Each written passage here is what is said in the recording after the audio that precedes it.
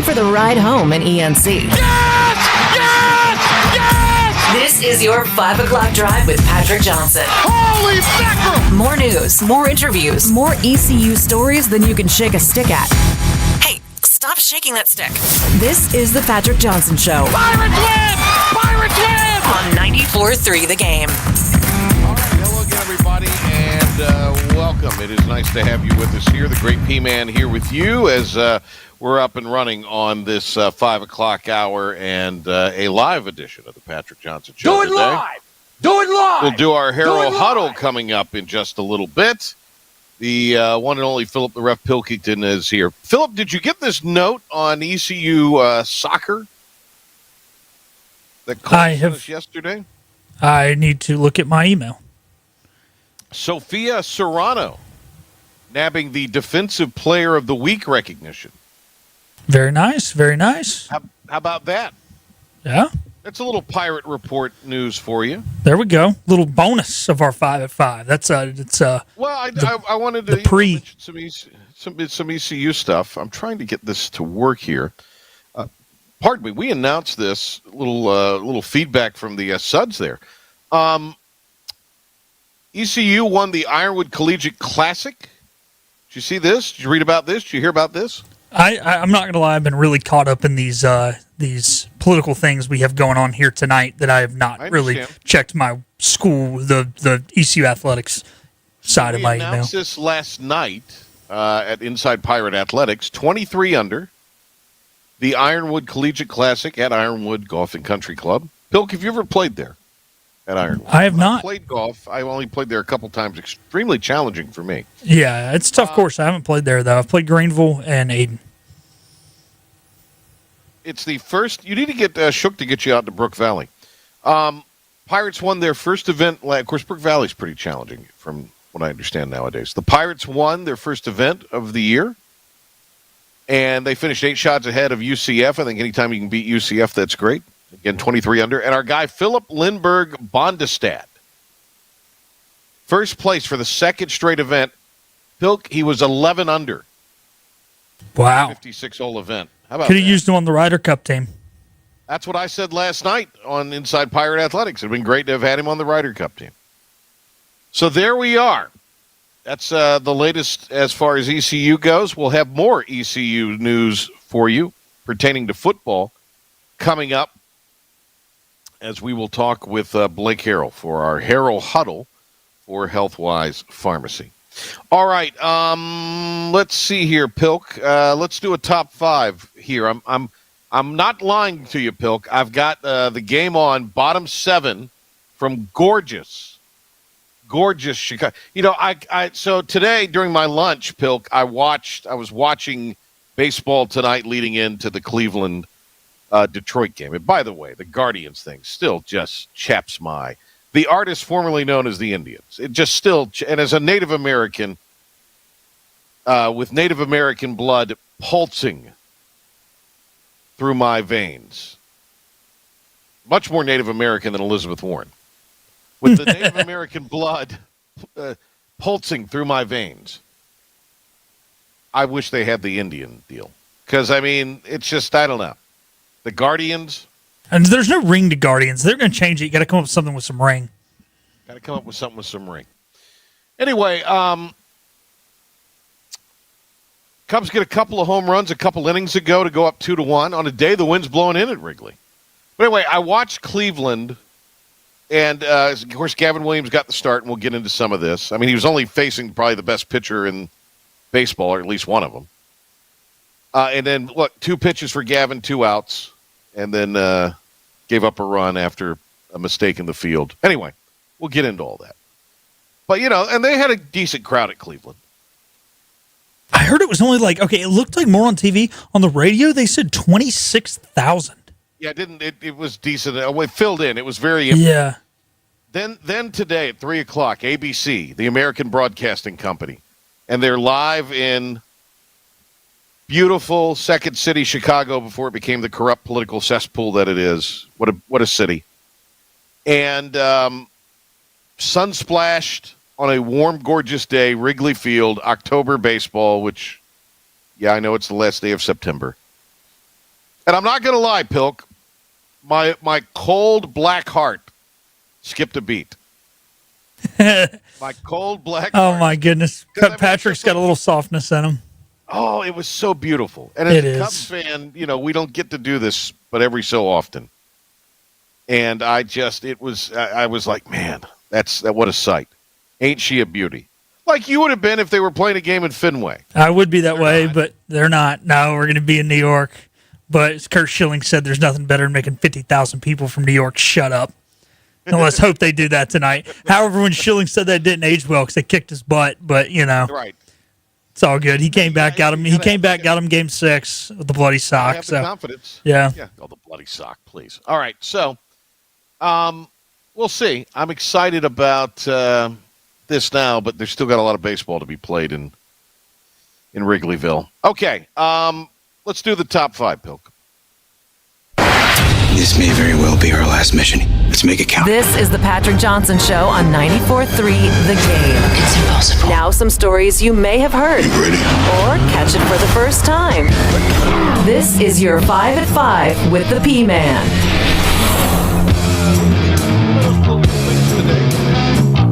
Oh, there's 2 of them tonight after this. We've got local debates, which are being moderated by the Daily Reflector. Oh, okay.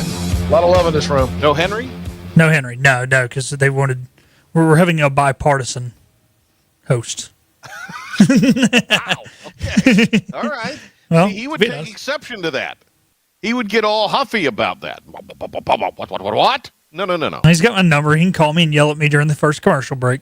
I wish he would. At least he would wait till the commercial break, hopefully, on my sister, who just tried to call me during that. Oh, okay. Is everything fine? Yeah, I think she's probably calling to talk about Red Sox Yankees. She's on her way home from work, so. Okay. What does she do for work? She works at an attorney's office that is in charge of debt collection. She's the one who makes the calls and tries to get it done so that they don't get so that other people don't get sued. She makes the call before the attorney has to. I bet she hears all kinds of terrible things said to her. Yeah. Yeah, she's only been there a little over a month now. She's graduated, so still kind of getting used to it. Is she a tough kid? Because she probably hears some real. She's one of those people. She's really tough when people from outside her family get on her. When we get on her, she just gets mad. Okay. Well, good. Well, she gets mad. That's a good attitude to have. All right.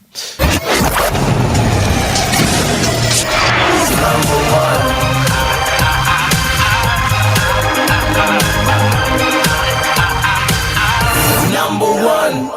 All right, top 5 at 5. By the way, is Grover a Guardians fan? No, he's a Cardinals fan.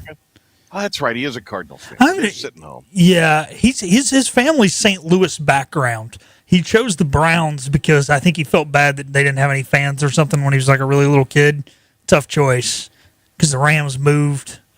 But yeah, St. Louis is where. Nobody ever accused William of being bright. All right, let's go with number 1. What you got? That's kind of upbeat for the fact that Tyreek Hill did tear his ACL as well as multiple other ligaments last night during that gruesome injury. They cut into the Denver game. I was already over on the Denver game. And, not good for Mr. Hill. He will miss the remainder of the season. That is sad. The good news is he can't torch the Panthers on Sunday if he's not playing. True.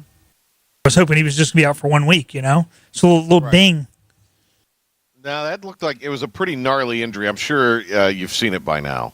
Yeah, he was like it's one of those you're like, yeah, you get the little tinge. You're like, ooh. But this needs to be talked about. Oh, go ahead with what you're going to say. I was going to ask you a question. I said it's not as gruesome as the Theismann injury. No. I'm dating myself there a little bit. Yeah. But it's pretty gruesome. Yeah. Wasn't Alex Smith's injury kind of gruesome too? It was, yeah. So this is something we need to talk about. Was him laughing and smiling after just it hadn't gone to his head yet? Or is this that their frat boy coach has lost the locker room so terribly that he's happy that he doesn't have to be in the dumpster fire organization anymore that he's been trying to get out of for 3 years, that is the Miami Dolphins? I think it's interesting, and there's studies or articles you can read on this. The reaction in shock, like we all seen the famous Christian Laettner, the shot to beat Kentucky. and they go to the bench, and you see Thomas Hill, who is a great Blue Devil, who kind of has this anguished look on his face of tears. It was like a joyful reaction. And then moments later, he's smiling. I've always heard and read, there's maybe kind of a weird reaction sometimes to something that's shocking. Which is understandable. It's like 10 minutes later, they already carted him off the field. Oh. They came, put the air cast on it, lifted him. Happy then. I think, everybody's saying it's the shock, but I think it's a dumpster fire, and I think it could have been the shock, because you don't know, too, if he was passed out. Yeah. Because, that was pretty daggone gruesome.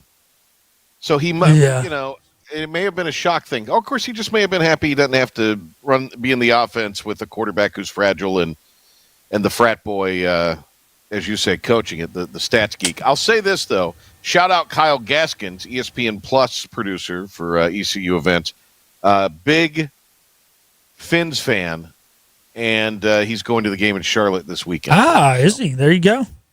Getting to see his team play. They only come once every 8 years, so. That's what he said, and he said the wins are going to be few and far between this year, and certainly they will with Tyreek Hill.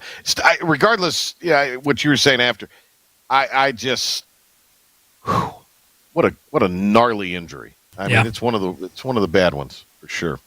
An update here.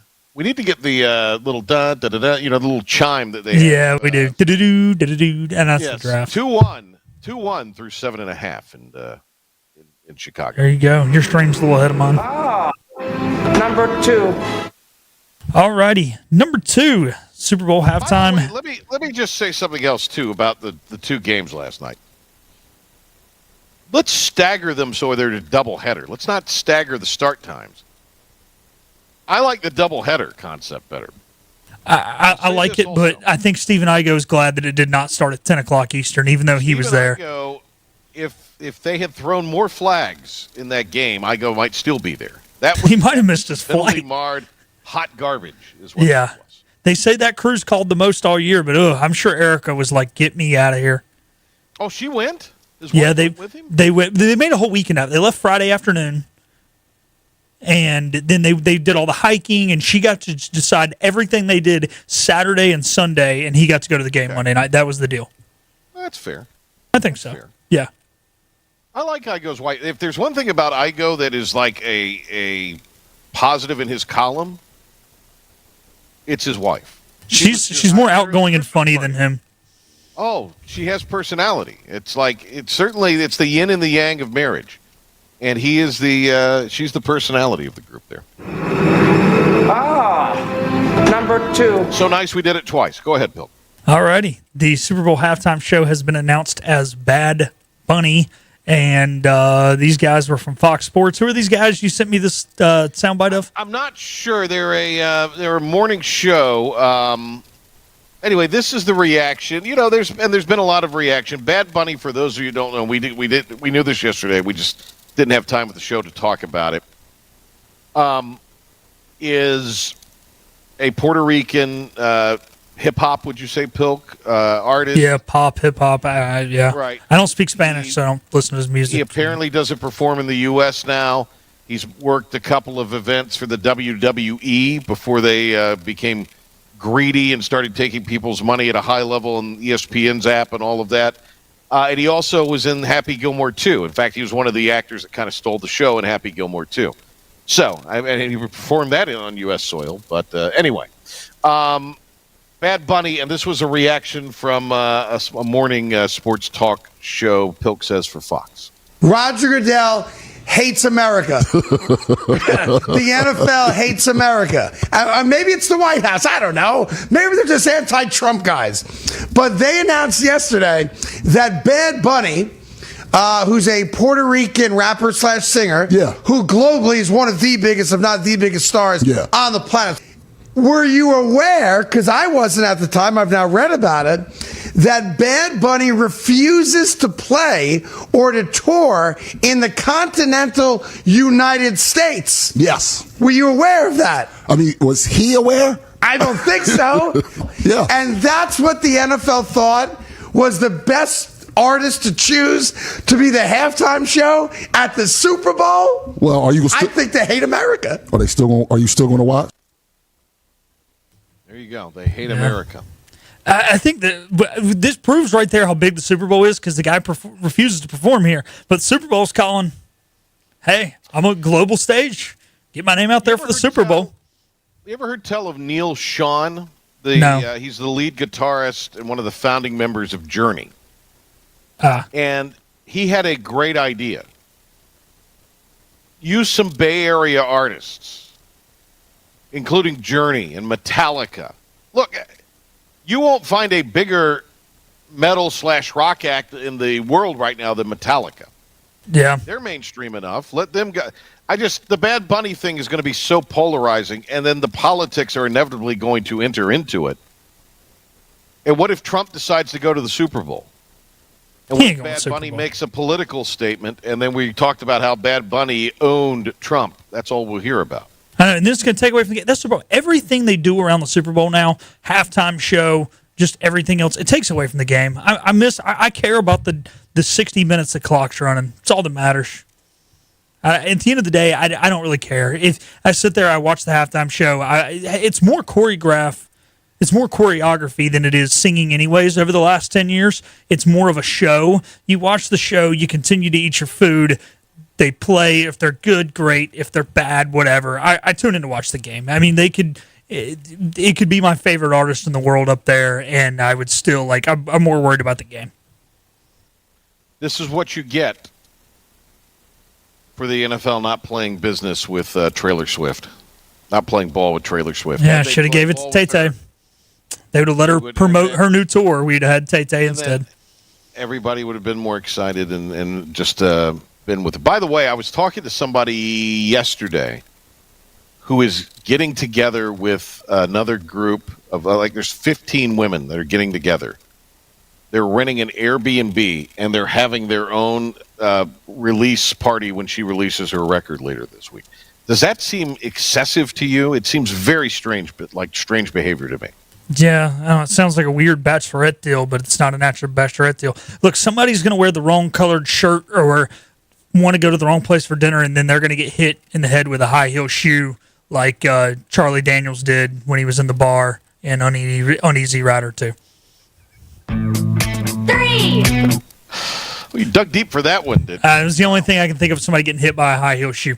All right, Bill Belichick was asked about the upcoming conference schedule and how they are moving on from conference. The question is in this soundbite. Heads up, it's not the highest quality. Yeah, and here we go. This is funny. This is Bill. Here's Coach Belichick. Coach, kind of bouncing off his question a little bit, you have the bye week coming up. Do you also do sort of a reset now that your non-conference schedule is done? You still have the conference schedule ahead of you?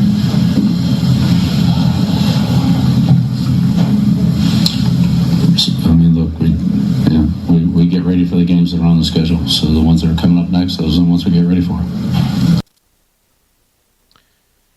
So the media, which has gushed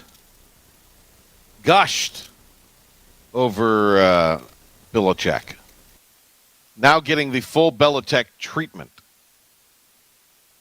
Did you hear how nervous the fanboy media guy was asking the question, though? Yeah, he was like, man, am I going to get, just cussed out right here? He was giddy. He was all gooey. And then he realized he might get cussed out. Yeah. Look, I think the piece of social media that contained that, or maybe the text that I got it on originally, or whatever, does that inspire you at all? Would you want to run through the wall for that guy? I mean, it's either one of two things. It's vintage Belichick, because he used to do this all the time in New England. But, I also think that Belichick's had it. This thing ain't lasting beyond next year. This is a 1 year. No, yeah, it's not lasting beyond this year, no. And just the People's Republic of Chapel Hill. Little foreshadowing. There's a similar question going to be asked in our next segment to Blake Harrell, and he is much more open and friendly and is willing to talk about our next opponent, the Tulane Green Wave. So stay tuned to hear a real coach who actually cares about the fans and cares about the people and likes his job he'll be on next segment on our show, not this Joker. Cubby Bears go up 3-1 here in the bottom of the 8th. There you go. Is that on a wild pitch? I just looked up and saw Dabby Swanson, nope. I believe it was, running. Okay. I haven't seen it go up yet. No, it was a base hit. Guy stuck a bat out and just kind of... just kind of blooped it out. Yeah, kind of wristed it and blooped it sack out. fly. Sack fly. Okay. There goes Swanson diving in. Very good. All right, nothing like play-by-play of what's going on television, on radio. All right, speaking of Major League Baseball. 4-4-4. I'll just run through them quick, and then we can talk about whatever ones we want. Bob Melvin out after 2 years in San Francisco. Rocco Baldini, I think I saw Baldini. I can't say his name. Bad at those Italian names. Out since he's been at Minnesota since 2019. Made 3 playoff appearances. Bruce Bochy out after 3 years at Texas. Won the World Series 2 years ago. Hadn't been in the playoffs since. And Ron Washington out after 2 seasons down in Orange County. With Anaheim. So there's 2 there. The last 2 are the ones that I want to mention a couple of things on. Washington had been out since middle of the summer. Apparently he'd had quadruple bypass. Yeah, he's 73. I think this is more just... They said he's not coming back next year. I don't know if this was a firing. I think this may have been he only managed 80 of the 80 of the 162 games, so yeah. If he is healthy, he'll be on somebody's staff next year because he's a lifer. He's a baseball lifer. He is. Great guy. Now, with Bochy's interesting because there are managers who have won a World Series managing teams in both leagues. Sparky Anderson, Tony La Russa, Bruce Bochy. That's it. That's the list.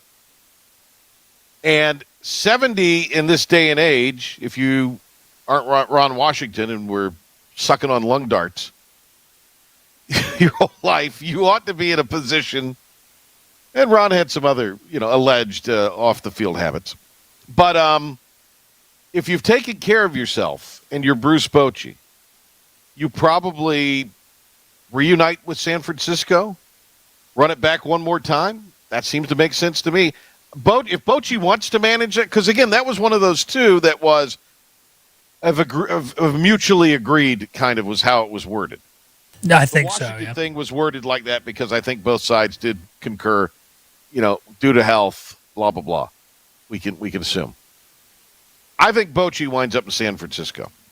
He's going to wind up somewhere because it wasn't like it was a bad job he's done the last 2 years. He's been hit by the injury bug, and they just didn't really have a great 2-deep. I mean, when you got all your starters banged up, it's tough. So, yeah, he'll land on his feet. He won the World Series the last 3 years. Yeah. So, he's still in his prime. Well, not his prime, but you know what I mean. He can still manage like it. He's still pretty good. He still knows what he's doing. 5. All righty. Now we're just sticking with Major League Baseball, going to scores. 3-1 Cubbies, bottom 8 right now. Obviously, Sox, Yankees haven't started yet. Neither have Reds, Dodgers. Earlier today, Skubal finally gets the best of Cleveland. He had lost each of his last 2 starts, which were also against Cleveland, each of the last 2 weeks. He comes back. Gavin throws 6+ of 2-run ball, both of which were unearned. He allows 5 hits, 1 walk, and punches out 8 of them. But not much defensive help there for the Pirate alum, Mr. Williams. No, the first hit into right field came on the third batter of the game. It was 2 pitches, 2 outs for Gavin, as we said earlier in the show. And his right fielder bobbled it. That allowed the Detroit runner to get into second, and then a single, and they're up 1-0. Detroit's strategy was pretty simple today, Pilk. If we're going to have any kind of chance in this thing, it all relied on Skubal getting them off to a 1-0 start in the series. It did, and you know how important this first game is. This is the 4th year of the new wild card format. The previous 12 teams who have won the first game, 12-0 in the series. Never lost, like LeVar Ball. This is why the Cubs need to hang on and win here. That's why they need 3 more outs, baby. Pivetta pitched well for him. They've got a chance here to maybe get in a run, and they strike out. All right, well, comes down to the 9th. Great time. And then we all know what happens after that, Harrell baby. Huddle. 6 o'clock. Yeah. The hour. Red Sox feeling Yankees tonight, big boy. I think, the good thing is Fried more pitches to contact, and Crochet's better at striking guys out, which you need in a game one scenario. The problem is Crochet, last 11 outings, 14 bombs he's allowed. This team can hit bombs there. If he keeps them to solo shots, Boston stands a good chance. Boston hits lefty pitchers very well. So I think so. You can keep them under 3. This is how many segments we're doing. This is how many runs they need to keep them under. That's true. That is true. All right. We'll take a little bit of an extended radio side break here. When we come back, Bill, we'll have some Sam Adams. No, when we come back. Hey, don't be telling Henry and everybody else what I'm doing at work. If they only saw it. The Harrell Huddle, brought to you by Healthwise Pharmacy. Henry Hinton will join us. We'll talk Pirate football in the offseason. Flatlands Jessup is working overtime to help ensure that Eastern North Carolinians like you get the health insurance help you need this open enrollment period. New legislation passed meaning more people than ever qualify for affordable coverage. Let us help you today. The best burgers around. Everyone loves a thick, juicy, and fresh burger. Tiebreakers in Greenville, plus the all-new Tiebreakers in Winterville. Do real burgers better than anybody. So don't just go to any burger-themed restaurant chain. It's time to break the chain and eat local. Tiebreakers, real burgers at its best. Everybody loves burgers. Big tax credits are back. Get a 30% tax credit, up to $2,000 off your new Mitsubishi electric heat pump install. Let Comfort Master help you take advantage of the tax credits with a qualifying Mitsubishi electric ducted heat pump or non-ducted Mitsubishi electric mini splits. Mitsubishi electric mini splits are ideal for bonus rooms, garages, or sunrooms. If you need a new HVAC unit, call Comfort Master today. Call Comfort Master. Call Comfort Master. You know what the problem is with standard belts? Usually you have to choose between too tight or the opposite, too loose. But with Anson Belt & Buckle, you don't have to choose. We got rid of the holes and instead have a track system designed for micro-adjustability. That way you can enjoy a perfect fit every time. Anson Belt & Buckle. Find your perfect fit today.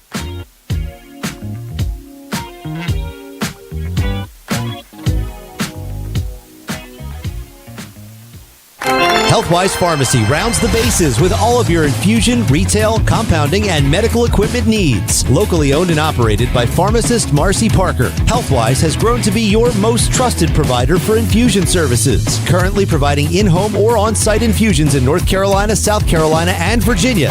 Visit Healthwise Pharmacy at 615B South Memorial Drive or call 252-295-0059 to speak to a patient service representative to find the option that best suits your needs. In this age of globalization, we've learned that bigger isn't always better. Ever tried to get phone help from a big corporation from a real person? Right. That's what's so nice about Phelps Chevrolet. After more than 50 years serving our community, Phelps remains family-owned and operated. Mike, Daryl, Wave, West, Alan, and Clay deliver hometown service and integrity, same as always. They share your experience, they share your values, and they are ready to help with any motoring need. Come get you one. Tired of the 1-800 numbers advertising Medicare products? Flatlands Jessup has 6 offices all throughout Eastern North Carolina. Get face-to-face help from our local award-winning licensed team. Stop by today. Flatlands Jessup, your whole world covered. Padgett and Associates, they make it easy with Invisalign, the clear, comfortable, and virtually invisible way to align your teeth. As a Gold Plus Invisalign provider, their experienced team has helped hundreds of patients. Smile with confidence and see real results without brackets or wires. Call today to schedule your free Invisalign consultation. Your perfect smile is just a call away. 252-752-1111. Doctors Bowman Padgett and Associates. Your smile is our passion. As fall approaches, 2 things come to mind: football and cooler weather. This is Rachel Davis with Advanced Mechanical Heating and Air. We wanted to thank you for the trust you have put in us this summer. Before you know it, cooler temperatures will arrive, signaling winter is on the way. Don't wait. Prepare now for colder temperatures by scheduling a tune-up. Give us a call today at 252-355-9191 or visit our website, advancemecnc.com. Beep, beep. Move over, Buttercup. We're back to the show. We're back. And I love them. This is the Patrick Johnson Show on 94.3 The Game. All right, Keller on to try to close this thing out for the Cubs. And they just called a strike on the batter. Bogey. For San Diego. Oh, for not getting in the box? For not getting in the box. The crowd went booing to an eruption. And Keller trying to close it out for the Cubs. You're ahead of me. Does the manager get tossed here? No. Schultz, who was the old Cardinals manager, and had a residence in Kinston for a while, managing. All right, let's, without further ado, welcome in the coach of the Pirates, Blake Harrell. We had the occasion to speak to him a little earlier this afternoon for our Harrell Huddle, brought to you by Healthwise Pharmacy. And we started off, as Henry Hinton joined me, by asking Coach Harrell for a recap and what he noticed on film in the postmortem of the win over Army. You know, we just wanted to make sure we responded the right way. And we talk about adversity in our life and adversity a little bit in the BYU game, and that doesn't define you, but how you respond to it does. And I thought, that says a lot about our football team, the way we went out and jumped on them in the first quarter. And certainly, when you're playing an option team, that's certainly how you want to start the game and get up by a couple of scores and kind of put the pressure back on them. So just certainly proud of our guys for attacking it, going at it, and the way they jumped on them there in the first quarter. It was a clean game. You had so many penalty issues against BYU the week before, but looked like you cleaned that up pretty good. And you ran the ball well in the first half. And then it looked like what you're, obviously with a huge lead at halftime, you cut back on the run, the number of passes that you threw versus the run. And then the run game got a little tough in the red zone. So talk about that a little bit and what you've seen and what you guys are doing about that. Yeah, I think you're seeing, a football team that's getting better and better every week that has not peaked yet or played their best football yet, but continues to improve and find some area of improvement every week, whether it's the run game, the penalties, defensively, explosive plays, whatever it may be. And I think that's where you want to go as you go into the meat of your conference schedule here. And in October, starting to play your best ball. And I think we're certainly trending that way. And just talk to our football team every day about getting better and better and make sure we're doing that. And the penalty thing, it bugged us early in the season here and finally got it going the right direction last week against a good Army team who's always disciplined and always cuts down their penalties, so we knew we couldn't beat ourselves there. And then, thought we ran the ball at times pretty well. I think we actually ran for over 200 yards. Took a sack in there that knocked us under 200. But we're starting to get some things going. Marlon Gunn's doing a really good job in the run game. I think those backs are seeing it better and doing a better job up front overall. And then defensively, just the way, was put on the gas in the get-go. We talked to those guys about, 3 and outs are as good as a turnover, and we certainly got a few of those early to set the tempo for the game, and then made a few big fourth-down stops as well that certainly, gave us the edge. And that's as good a defensive performance as I've seen against an option team, especially a team that won the conference and won 12 here. So, in the second half, you're up 21-0. You want to make sure that you just kind of protect the ball, protect the lead, and that there's only going to be so many possessions in the second half. And it wasn't necessarily we changed our offense. We just were maybe a little bit more cautious of, hey, we do have the lead. Let's don't do anything silly to make sure we, don't win the game. And at the end of the day, that's the most important thing. You can talk about run stats, passing stats, how you look in the second half. Who really cares? Win the dadgum game. That's what matters. People aren't going to remember that at the end of the season when they look at your record, are they? There's no doubt. There's no doubt. There's only one thing that helps you, get close to a conference championship, and that's a win. Yep. And that's all that matters. And, we do got to clean some things up in the red zone. I think Caden got down there a couple times, and we had a speed option check to that, which was absolutely the right check against cover 0. They were blitzing 7, and he just got to do a little better job of attacking the guy's inside shoulder. But we've seen him make that play seen him make it in the bowl game, seen him make it early in the year. So he's certainly capable of making that. Just made a poor mistake on that one. And then, the safety made a pretty good play in the pick there. So there's a few things there. Then on fourth down overall, we got to be better. And just talking, this week during the bye week, hey, how can we be better on fourth down? I think we're 14th in the nation on third down offensively, 57% or so, which is really exceptional. And then fourth down, I think we're 1 of 8. And we obviously want to be aggressive. We want to be attacking. As a football team, well, we got to be better on fourth down. And just what's going to give us a better chance to convert fourth down. So that's kind of, we're taking some time this week, kind of looking inside internally at ourselves and see how we can be better down the road on both sides of football and special teams. We're talking Pirate football, our Harrell Huddle for Healthwise Pharmacy with ECU head coach Blake Harrell joining us today on the program. I was not succinct in asking you this on the coach's show the other night at Tiebreaker, so I'll try to ask it more directly now. What was the genesis and the decision to, in the fourth, run the touchdown out of the fake field goal? Well, if I knew we were going to score, I'd definitely call it earlier. But, I think I would have called it in the third quarter. But I think you're in a situation there, it's like you got a chance to go up, you're up 15 points, and the defense is playing really well, offense take care of the ball, and you don't want to give don't want to give Army anything cheap. Punt really does you no good. If you kick it out of the end zone, you've only gained about 12 yards. If you get a field goal blocked, there's a chance they can return it for an easy score, so you don't want to do that. And then, Nick certainly has the leg to hit it from there. It's just the chance of a block there make it change the game in a positive way for Army and a negative way for us. So I thought the fake field goal was probably one of the safer looks. And I knew we had the look there from earlier in the week, and Coach Smith, our special teams coordinator, Ryan Smith, had done a great job of scheming that thing up, getting it ready to go. And the guys did a great job executing. Kyler Pearson, got through, and as Caton Hauser said, his little ass got in the end zone. So that was great to see. From Caton after the game. That's the reason I say it, because I'm quoting what Caton says, not what I say. It's what Caton says. Yeah. Yeah. Well, never the word would be uttered on your lips, I know, Coach. Blake Harrell. That's right. With us here. Let me ask you about the tackling. You were telling me the other night you thought that you all had done a better job in this game, maybe the best job all season of tackling from beginning to end.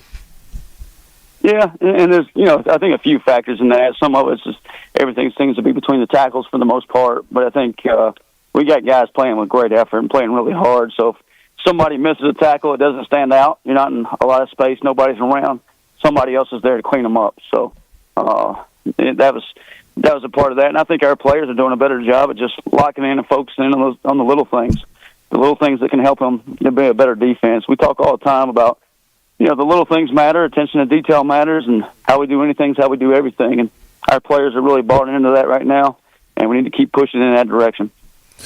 Coach Blake Harrell is with us. It's our weekly Harrell Huddle. We talk about the ECU football team and all the great things going on that Coach Harrell is commanding over there. Coach, I got a chance to watch the Tulane-Tulsa game on Saturday, and boy, I tell you, I'm impressed. Everybody keeps talking about this quarterback, Jake Retzlaff, who transferred from BYU, and I've seen him play 2 games now. I saw him play against Duke, which they beat Duke, and then I saw him pretty much handle Tulsa this past week with no problems. Right. He's good. He is. But your defense is also good.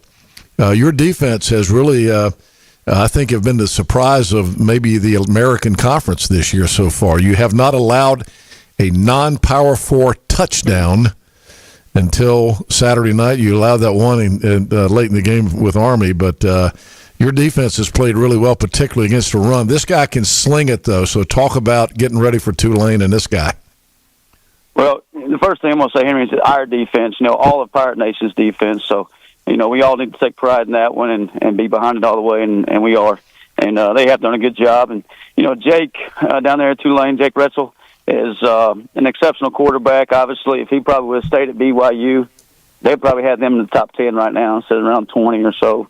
I think he's that good. He's that much of a difference maker. Obviously had some issues at BYU and had to depart from there. And Tulane was able to scoop him up, was the highest bidder there, and picked him up. And he certainly made a difference for them. I think, you watch the Duke game, he counted for 3 or 4 touchdowns on his own, and certainly had a day against Tulsa. And, not only is he got the arm strength and can throw the ball, but just what he does with his legs as well. I think at the Duke game, he scored the first 3 touchdowns on the ground, pulling the ball. And, with some, short distance or way out, he can certainly make it happen. So we got to make sure we account for him in all areas. Yeah. He looks like a guy that you could put in the category of elite quarterback. So, not to give any strategic secrets away, but do you just try to keep the ball in front with a guy like that? I mean, is there any special preparation, or do you just do things the same way you've done? Well, I think you got to, each and every week, regardless of what quarterback you're playing, you got to have, make a plan for that quarterback. Whether it's a guy that can scramble and run like Jake can, or it's a guy that's not as mobile. So you certainly got to have your plan to spy him at times, or, just in situations where it may be third down and drop back pass, you still got to have the threat of him taking off. And in every run game, there's the +1 threat. What I mean by that is just there's an opportunity for the quarterback to pull the ball, or quarterback run game. So it kind of keeps you honest there and keeps you out of some certain looks. We got Blake Harrell with us here. Coach, defensively among the leaders in the nation in tackles for loss. I come back to that because I certainly think what you've been able to do up front in the case of some injuries and a little bit of attrition, you all have done a really nice job in that front 7. Assess that group's play, and I thought Sam Danka, who will be, I'm sure, a key for you the rest of the way, played exceptional on Thursday night.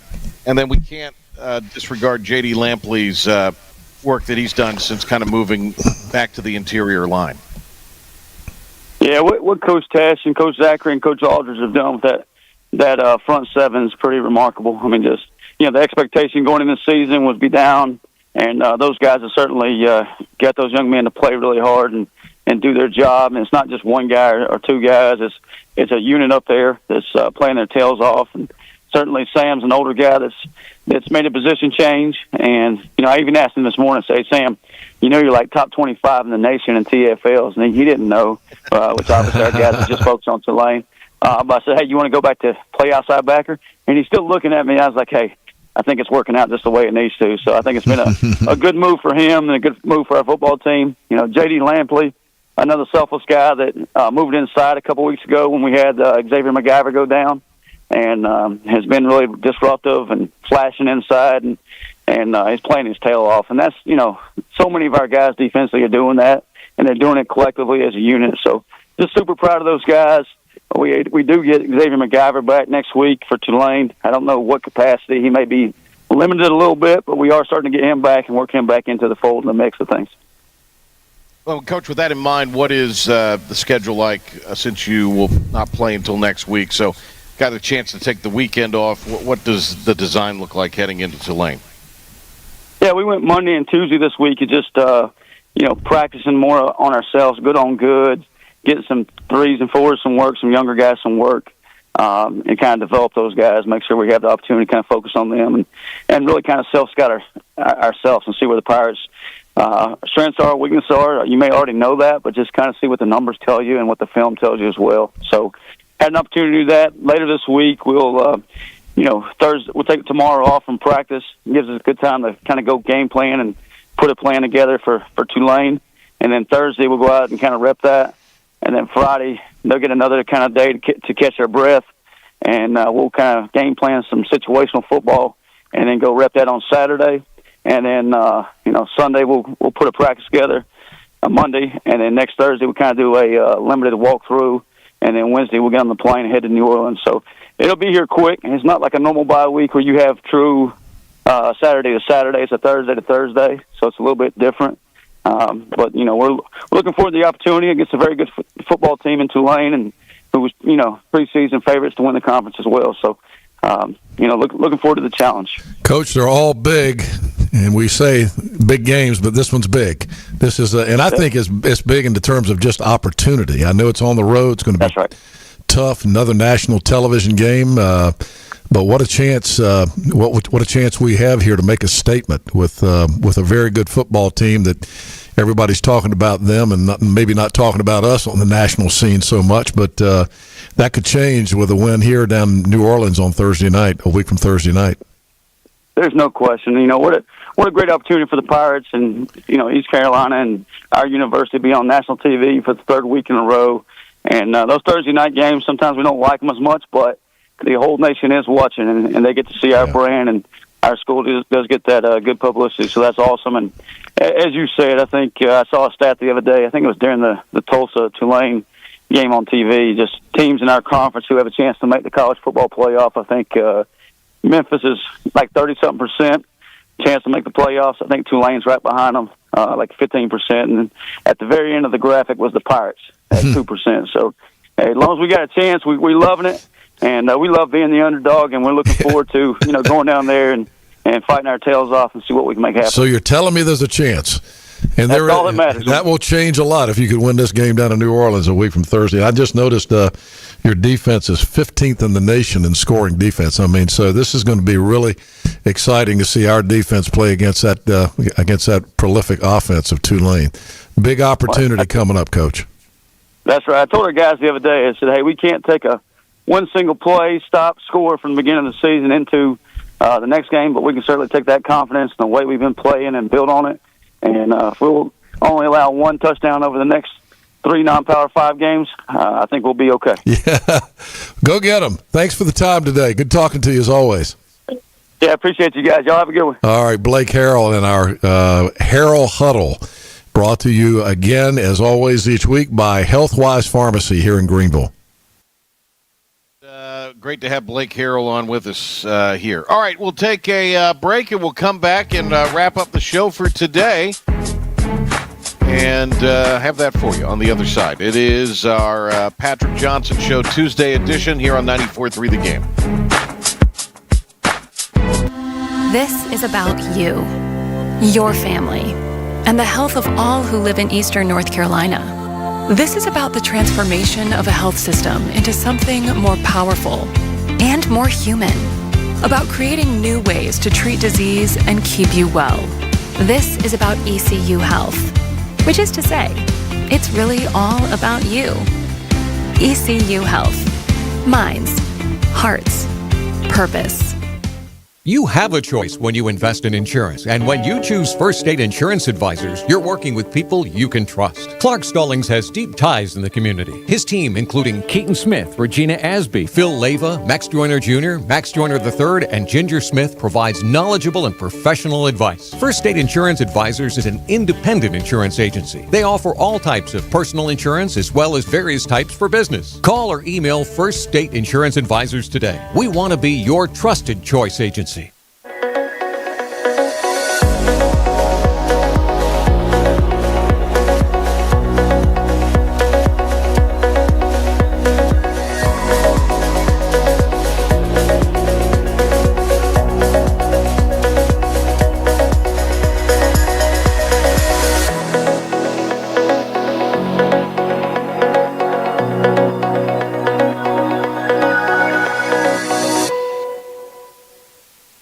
At Parker's Barbecue, our family has been serving your family for 3 generations. For that, we say thank you. Blessing families every Thursday. Kids eat free all day. That's the Parker's way. Legendary food served from our 3 locations. Always quick, always delicious. That's the Parker's way. At Parker's, our mission is to impact our customers through Christ-like service in a way that feeds them both physically and spiritually. That is the Parker's way. Acre Station Meat Farm, along with Lane Angus Beef, bring you Farm to Fork Beef. Stock your freezers now with affordable beef boxes just in time for the grilling season. Farm to Fork Beef brings quality local beef to your family. From your traditional butcher shop, Acre Station Meat Farm. Come on down to Acre Station Meat Farm and find out why we're #1 in fresh cuts and friendly service. Acre Station Meat Farm, Highway 32 North, Pinetown. Storm season is approaching. North Carolina weather can damage your roof, and before long, a small leak can turn into a big problem. Your home is one of your biggest investments, so protect it with Wells Home Improvements. We work with all insurance companies for a hassle-free roof installation experience. Call us today and get 10% off your roof installation when you mention this commercial. 252-227-8403 or visit us online at wellshomeimprovements.com. Wells Home Improvements. Local, honest, dependable. Hey, this is Gray Fussell, fourth-generation winemaker at Duplin Winery and proud alumnus of ECU. It's that time of year again, time for my latest Duplin radio ad and time for Pirate football. As always, I'd love for you to visit us in Rose Hill, North Myrtle Beach, or Panama City Beach, and to look for our delicious Duplin wines at your favorite store. You can also check us out online at DuplinWinery.com for all of our wines and the best cheesecake in the world. Thank you for your support, and go Pirates! At Flatlands Jessup, experience isn't just a number, it's peace of mind. Our commercial lines division brings together over 150 years of combined insurance expertise, guiding Eastern North Carolina businesses like yours. We know your area, we know your challenges, we know your people, and we know how to deliver solutions that last. With Flatlands Jessup, you don't just get an insurance policy, you get a trusted local partner in growing your business. Flatlands Jessup, your whole world covered. And now, the stunning conclusion. Why is everyone screaming? On 94.3 The Game. The Cubs are gonna win today. They're singing, go Cubs, go! Go Cubs, go! Hey Chicago, what do you say? The Cubs are gonna win today. Go Cubs, go! Go Cubs, go! Hey Chicago, what do you say? The Cubs are gonna win today. They got the power, they got and congratulations, sir. Oh, I was nervous after watching the last little bit while we had Coach Harrell on. Detroit takes a series lead over Cleveland in the mistake by the lake. Gavin Williams got the start for the Guardians, the ECU all-time great. And it was Detroit coming through there. It'll be later on tonight. Brian Mole's Los Angeles Dodgers against my guy, Jason O'Boyd's Cincinnati Reds. And coming up in just a few minutes, top of the hour from the Big Apple, it will be Pilk's Bo Sox. Kasulki a Red Sox fan too? Oh, yeah. He was decked out today when he came in. Had his Roman Anthony jersey on. Most hated rivalry in all sports, baby. I want to see some bloodshed tonight. Kasulki just texted me, my nerves are killing me. So, yeah, Kazuki gets into it. I was watching, the ABC feed. The good thing about the Cubs winning today, they did it quickly, like in 2.5 hours. So that meant less Jessica Mendoza to have to listen to today. And that was a win. But they were showing the, dugouts. And I saw those crisp pinstripes, Pilk. And I thought for a minute, I said, man, baseball, what a game. What a game. You just got to love it. But then I also said, that's the Dallas Cowboys of baseball right there. The hated. It is. It is. How could you not see those pinstripes and be like, ah? And cringe. Yeah, I've got a lot of texts today, just people not really pulling for Boston, but just pulling against New York. Pulling against the Yankees. Yeah. Pulling against the bid bag empire. We all remember Chip Little and his wife Jennifer Little. 2-1, by the way, the Tigers beat the Guardians today. Chip and Jennifer, longtime Greenville natives, and Jennifer, one of the she worked with us for a little bit. And I think she had a show once upon a time on this very station many moons ago before it was a sports station. And Jennifer and Chip moved to Costa Rica a few years ago. And so Chip has put out a plea. He is looking for used baseball gloves and has kind of put out the plea here to the people in Greenville. He helps a Costa Rican baseball team in the adult Nicaraguan league, and they have a need for gloves. Several players do not have gloves, and they need a catcher's mitt very badly. So if anybody out there has some old baseball gloves or an old baseball glove, I guess message Chip or Jennifer on socials, or you can email me, patrick@ibxmedia.com, and I'll get it over to Chip. Get you guys in touch. That's a great cause. I just saw that. That's really cool. And that's really awesome. It just tells you what kind of people they are. All right, we're already done. How about that? Bill, good luck tonight, big boy. Thank you. Congratulations to you. And I'm not going to lie, I'm freaking out, man. Now that it's like we're 13 minutes away, man, I'm freaking the heck out. I can enjoy baseball tonight. The Cubs have already won. God, I don't want to lose to these turds. Anybody else, it wouldn't be as big of a deal. I mean, you don't want to lose, but I don't want to lose these guys. Yeah, I understand. By the way, Sonny Sunholder, big Padres fan. All right, we're going to greet you in the morning on Talk of the Town, and then back here 5 o'clock tomorrow for the Patrick Johnson Show. Have a great evening, everybody.